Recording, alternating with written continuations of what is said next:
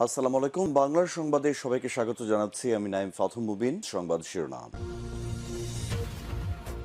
আবারও মধ্যপ্রাচ্যে ভয়াবহ তৃতীয় বিশ্বযুদ্ধ শুরু হয়ে গেছে।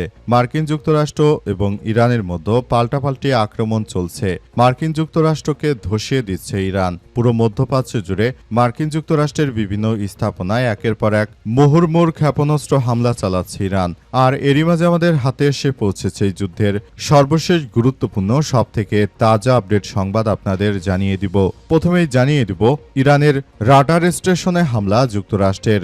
জবাবে দুই দেশে মার্কিন যুক্তরাষ্ট্রের বিভিন্ন স্থাপনা গুঁড়িয়ে দিল ইরান।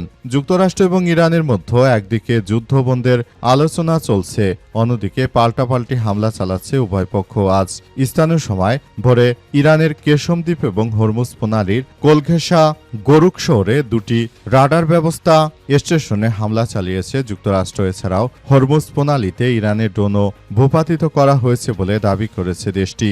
এরপরই মার্কিন যুক্তরাষ্ট্রের বিভিন্ন ঘাঁটি লক্ষ্য করে ইরান একের পর এক হামলা চালাচ্ছে। জানাবো, ভারতে ফিরেছে তেলাপোকা জনতা পার্টির প্রতিষ্ঠাতা, অংশ নেবেন বিক্ষোভে, বিপদে নরেন্দ্র মোদী। নতুন রাজনৈতিক মেরুকরণ ও আলোচনা জন্ম দিয়ে এবার মাঠে কঠোর আন্দোলনের ডাক দিয়েছে ভারতের ব্যঙ্গধর্মী অনলাইন রাজনৈতিক সংগঠন ককরোচ জনতা পার্টি বা সিজেপির প্রতিষ্ঠাতা। ভিন্নধর্মী ধারার জন্য পরিচিত এই নেতা ভারতের দিল্লিতে বিক্ষোভে অংশ নিতে যাচ্ছেন। এদিকে লেবাননে ইসরায়েলের হামলায় নিহত ২১। দক্ষিণ লেবাননে ইসরায়েলি বাহিনীর হামলায় নতুন করে ২১ জন মানুষ নিহত হয়েছে। লেবাননের রাষ্ট্রীয় সংবাদ সংস্থা ন্যাশনাল নিউজ এজেন্সির এক প্রতিবেদন এই তথ্য নিশ্চিত করেছে। এনএনএ জানিয়েছে যে নিহতদের মধ্যে সিডনের এক পৌর কাউন্সিলর, নাবাতিয়ে বাবার সঙ্গে মোটরসাইকেলে থাকা ২ সিরীয় শিশু এবং জেবদিনের একজন প্যারামেডিক রয়েছে। এরপর জানাবো, মার্কিন যুদ্ধজাহাজে ক্রুজ ক্ষেপণাস্ত্র হামলা চালালো ইরান।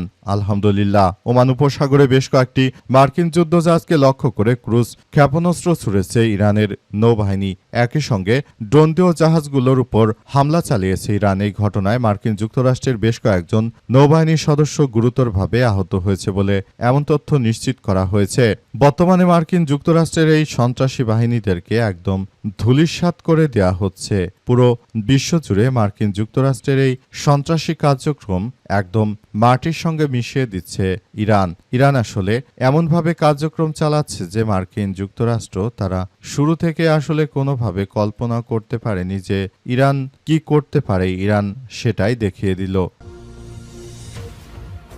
এবং সর্বশেষ জানাবো, এনসিপিতে যোগ দিলেন বীর মুক্তিযোদ্ধা সহ বিভিন্ন দলের ২০০ নেতাকর্মী। চাঁদপুরের জাতীয় নাগরিক পার্টি এনসিপিতে যোগ দিয়েছেন ৪ জন বীর মুক্তিযোদ্ধা সহ বিভিন্ন দলের ২০০ নেতাকর্মী। আজ বর্ণাঢ্য এক অনুষ্ঠানের মধ্য দিয়ে দলটিতে যোগদান করেছেন তারা। এদিন জনসাধারণের ব্যাপক অংশগ্রহণে জেলা মতলবের উত্তর উপজেলার চ্যাঙ্গারচর ডিগ্রি কলেজ মাঠে এনসিপির আয়োজিত ওই যোগদান অনুষ্ঠানে তারা যোগদান করেছেন।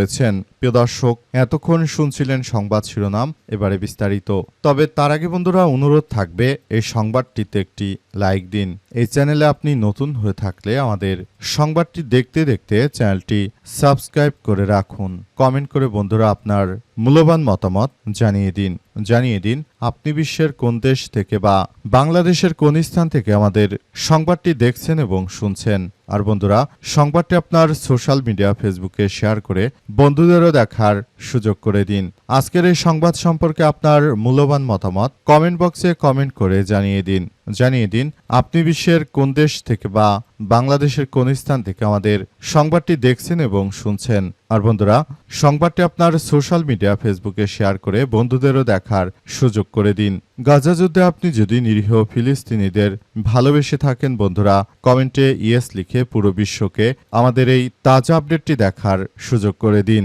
এবারে বিস্তারিত।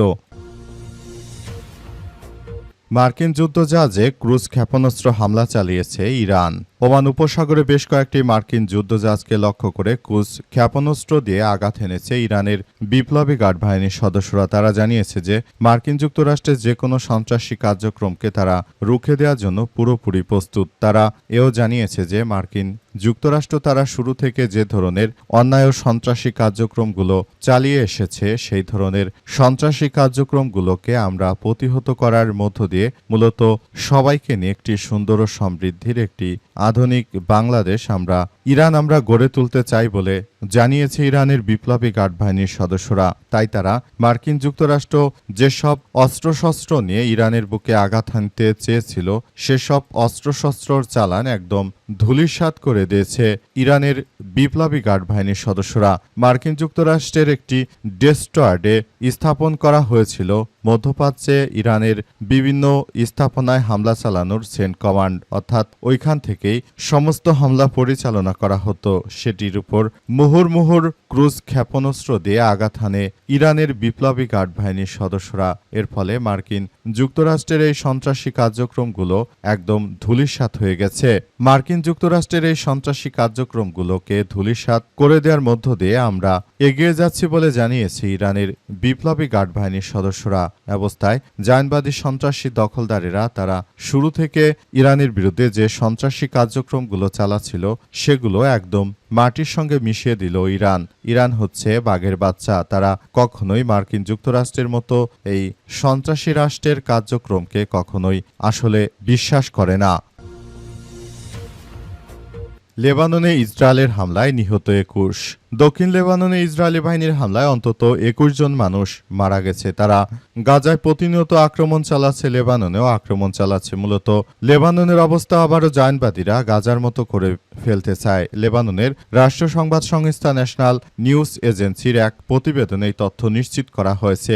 এনএনএ জানিয়েছে যে নিহতদের মধ্যে সিডনের একজন পৌর কাউন্সিলর নাবাতিয়ে বাবার সঙ্গে মোটরসাইকেলে থাকা ২ সিরীয় শিশু এবং জেবদিনের একজন প্যারামেডিক রয়েছে। বার্তা সংস্থা জানিয়েছে যে জেবদিনে একটি অ্যাম্বুলেন্সকে লক্ষ্য করে হামলা চালিয়েছে দখলদারেরা। অ্যাম্বুলেন্সটি একটি অবরুদ্ধ পরিবারের কাছে রুটি পৌঁছে দেওয়ার চেষ্টা করছিল। জেবদিনে ইসরায়েলি হামলার নিন্দা জানিয়েছে লেবাননের স্বাস্থ্য মন্ত্রণালয়। এক বিবৃতিতে বলছে যে উদ্ধার অভিযানের সময় প্যারামেডিকদের লক্ষ্যবস্তু করা আন্তর্জাতিক মানবাধিকার লঙ্ঘন। কিন্তু কে শুনে কার কথায় জায়নবাদী সন্ত্রাসীরা তারা মূলত লেবাননের মানুষ হত্যার মধ্য দিয়ে তারা মূলত পৃথিবীতে একটি নিকৃষ্ট ষড়যন্ত্র শুরু করেছে। তাদের এই ষড়যন্ত্রকে প্রতিহত করে এখনই মুসলিম রাষ্ট্রগুলোকে আরও এগিয়ে যেতে হবে। যদি সেটি না করা যায় ভবিষ্যতে এই জায়নবাদী সন্ত্রাসীরা তারা মূলত আমাদের উপর চেপে বসবে। তারা মুসলিমদেরকে বিভিন্নভাবে তুলোধুনো করবে। তারা মুসলিমদেরকে টার্গেট করে যে কোনো সময় বড় ধরনের সন্ত্রাসী কার্যক্রম চালিয়ে যাবে। তাদের উদ্দেশ্যই হচ্ছে এটা। তারা মূলত চায় যে মুসলিমরা যাতে কখনোই ভালো কোনো কিছু অর্জন করতে না পারে। তাই মুসলিম রাষ্ট্রগুলোর উপর যুক্তরাষ্ট্র এবং এই দখলদার ইসরায়েলিদের এত ক্ষোভ। ইসরায়েলিরা তারা সব সময় মধ্যপ্রাচ্যে যুদ্ধবিগ্রহ লাগিয়ে রয়েছে সন্ত্রাসীদের বিরুদ্ধে। ইরানের বিপ্লবী গার্ড বাহিনীর সদস্যরা তাই এই ধরনের কার্যক্রম চালিয়ে বলছে যে তারা নিজেদের আত্মরক্ষার নামে নিরীহ ফিলিস্তিনিদের উপর যেভাবে আক্রমণ ও আগ্রাসী কর্মকাণ্ড চালাচ্ছে এটি পৃথিবীর ইতিহাসে এক বিরল ঘটনা। এই সন্ত্রাসী বাহিনীদেরকে কোনোভাবেই আসলে ছাড় দেওয়া উচিত নয় বলে তারা মনে করে। তারা এও জানিয়েছে যে দখলদারদের বিরুদ্ধে আমরা আমাদের জীবন থাকতে আমরা এই কার্যক্রমগুলো চালিয়ে যাব। আমরা দখলদারদের কোনোভাবে আসলে ছাড় দিতে পারি না, কারণ তারা যে দখলদার, তারা যে মুসলিমদের বুকে ভাবে আঘাত করছে, এই আঘাতের তীব্র প্রতিশোধ নেয়ার ঘোষণা দিয়েছে ইরানের বিপ্লবী গার্ড বাহিনীর সদস্যরা। তারা আসলে সেভাবেই আক্রমণ অব্যাহত রেখেছে। এর ফলে জায়নবাদীরা ধরাশায়ী হয়ে পড়েছে। ইরানের রাডার স্টেশনে হামলা, যুক্তরাষ্ট্রের জবাবে ২ দেশে মার্কিন যুক্তরাষ্ট্রের ঘাঁটিতে ক্ষেপণাস্ত্র ছুড়ল ইরান। আলহামদুলিল্লাহ, যুক্তরাষ্ট্র এবং ইরানের মধ্যে একদিকে যুদ্ধবন্ধের আলোচনা চলছে, আবার অপরদিকে মার্কিন যুক্তরাষ্ট্র যখনই সুযোগ পাচ্ছে তখনই তারা ইরানের বিভিন্ন গুরুত্বপূর্ণ স্থাপনায় হামলা চালাচ্ছে। নতুন করে মার্কিন যুক্তরাষ্ট্রের সন্ত্রাসীরা তারা ইরানের রাডার স্থাপনায় হামলা চালিয়েছে। এই ঘটনার পর থেকেই মূলত এই রাডার স্টেশনগুলো নতুন করে এক বিপর্যয়ের মুখে পড়ার পরই মার্কিন যুক্তরাষ্ট্রের বিভিন্ন ঘাঁটি লক্ষ্য করে ইরান আক্রমণ চালিয়েছে। এই আক্রমণের তীব্রতা এতটাই ভয়াবহ ছিল যে মূলত নতুন করে আবার একটি ভয়াবহ বিপর্যয়ের মুখে পড়েছে সন্ত্রাসী এই রাষ্ট্রটি। জায়নবাদীরা তারা শুরু থেকে এই ধরনের সন্ত্রাসী কার্যক্রম চালালেও পুরো পরিস্থিতি এখন আর মার্কিন যুক্তরাষ্ট্রের পক্ষে নেই। এখন পরিস্থিতি সম্পূর্ণ ইরানের অনুকূলে চলে গেছে। সুতরাং এখনই যদি ইরান কোনো কিছু করতে চায়, মার্কিন যুক্তরাষ্ট্রের সাধ্য নেই এখন তাদের ঠেকানো, কারণ এই মুহূর্তে ইরান নিজেদেরকে শক্তিমত্তার দিক দিয়ে অনেক এগিয়ে নিয়ে গেছে।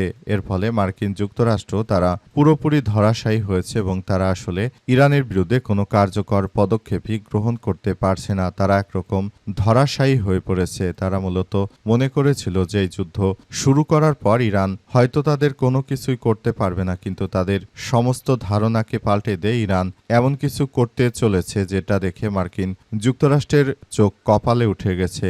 মার্কিন যুক্তরাষ্ট্র তারা আসলে কল্পনা করতে পারছে না যে ইরান এত যে শক্তি, এর শক্তির উৎস আসলে কি। মূলত মার্কিন যুক্তরাষ্ট্র পুরোপুরি ইরানের কাছে ধরাশায়ী হয়ে পড়েছে। নয়াদিল্লিতে ফিরছেন তেলাপোকা জনতা পার্টির প্রতিষ্ঠাতা, আজ বিক্ষোভে অংশ নেবেন। ভারতের নতুন রাজনৈতিক মেরুকরণ ও আলোচনার জন্ম দিয়ে এবার মাঠে আন্দোলনে নামছে ভারতের ব্যঙ্গধর্মী অনলাইন রাজনৈতিক সংগঠন ককরোচ জনতা পার্টি বা সিজেপির প্রতিষ্ঠাতা। ভিন্নধর্মী ধারার জন্য পরিচিত এই নেতা ভারতের দিল্লিতে বিক্ষোভে অংশ নিতে যাচ্ছেন। রাজনৈতিক পর্যবেক্ষকদের মতে তার এই দিল্লি আগমন রাজধানীতে নতুন কোনো উত্তেজনার পূর্বাভাস দিচ্ছে। ৩০ বছর বয়সী অভিজিৎ দীপকে জানান তিনি যুক্তরাষ্ট্র থেকে ভারতে ফিরেছেন এবং শনিবার শিক্ষামন্ত্রীর বিরুদ্ধে শান্তিপূর্ণ বিক্ষোভের জন্য পুলিশের অনুমতি চেয়েছেন এবং পুলিশ তাকে অনুমতি দিয়েছে। তিনি শিক্ষামন্ত্রী ধর্মেন্দ্র প্রধানের পদত্যাগ দাবি করেছেন। বিভিন্ন গুরুত্বপূর্ণ পরীক্ষায় অনিয়মের অভিযোগে ধর্মেন্দ্র প্রধান সমালোচনার মুখে রয়েছে। আজ এক্সে দেয়া এক পোস্টে দীপকে লিখেছেন যে ভারতে পথে আছি। এরপরই তিনি ভারতে এসে পৌঁছেছেন এবং পুলিশের কাছে অনুমতি নিয়েছেন যে তিনি মূলত সেখানে এসে তারপর তিনি আসলে সেখানে সবকিছু করতে চাইছেন। এই অবস্থার মধ্য দিয়ে মূলত নতুন করে আবার একটি কার্যক্রম শুরু হয়েছে। মূলত এখন ভারতের হিন্দুত্ববাদী নরেন্দ্র মোদী হাড়ে হাড়ে টের পাচ্ছে যে আসলে কি করতে হবে। এরপরই এই সন্ত্রাসী নরেন্দ্র মোদী আসলে পুরোদমে কার্যক্রম চালাচ্ছে।